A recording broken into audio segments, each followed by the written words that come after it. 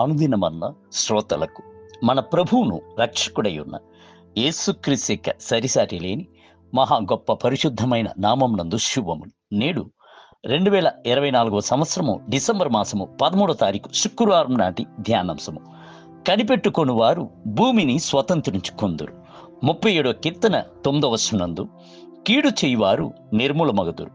యెహోవా కొరకు కనిపెట్టుకొని వారు భూమిని స్వతంత్రించుకొందురు.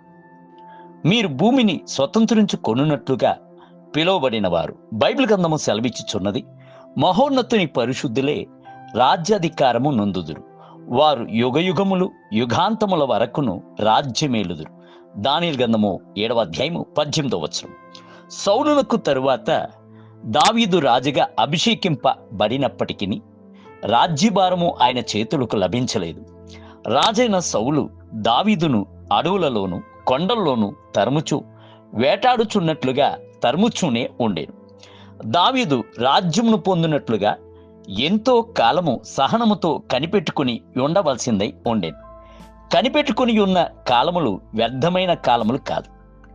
అట్టి కాలముల యందు ఆయన ఆత్మీయ జీవితం నందు బహుగా బలపరచబడింది. ఒక దినము రానే వచ్చెను. సౌలు మరణించినప్పుడు దావీదు మొదట యూదాయలోను తరువాత ఇజ్రాయిల మీదను రాజుగా నియమింపబడెను. ఏ ఏ దేశములపై ఆయన దండెత్తి వెళ్ళెను ఆయా దేశములన్నిటినీ జయించెను. విజయ ఖడ్గమును చేపట్టి దేశములన్నిటినీ స్వతంత్రించుకొనెను. కొండ ప్రసంగమునందు యేసుక్రీస్తు సెలవిచ్చెను, సాత్వికులు ధన్యులు, వారు భూలోకమును స్వతంత్రించుకొందురు. మత్తయి సువార్త 5వ అధ్యాయము 5వ వచనం. సాత్వికులు ఎవరు? తొందరపడక సహనముతో కనిపెట్టుకొని ఉండువారే సాత్వికులు.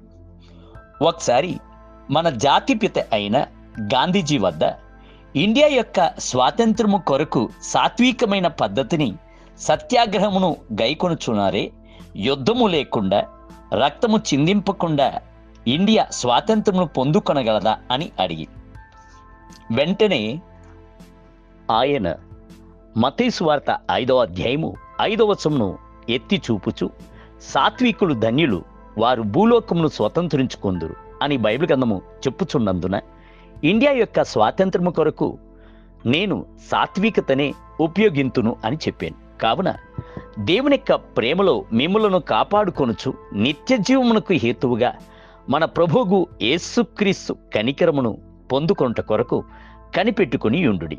యూదా పత్రిక 1వ అధ్యాయం 21వ వచనం. ప్రభు యొక్క పాదముయందు కనిపెట్టుకొని యుండు వారికి నిశ్చయముగానే ఆయన కనికరమును చూపును. మన యొక్క యెహోవా దయాదాక్షిణ్య పూర్ణుడు, దీర్ఘశాంతుడు, కృపా సమృద్ధి గలవాడు. ఆయన ఎల్లప్పుడూ గద్దించువాడు కాదు, ఆయన ఎన్నడూను కోపించువాడు కాదు.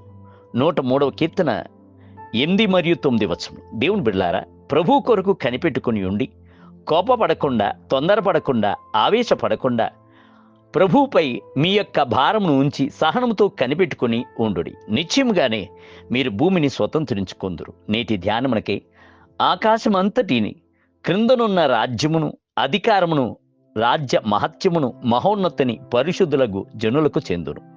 ఆయన రాజ్యము నిత్యము నిలుచును. సకల అధికారులందరూ ఆయనకు దాసులై విధేయులగుదురు.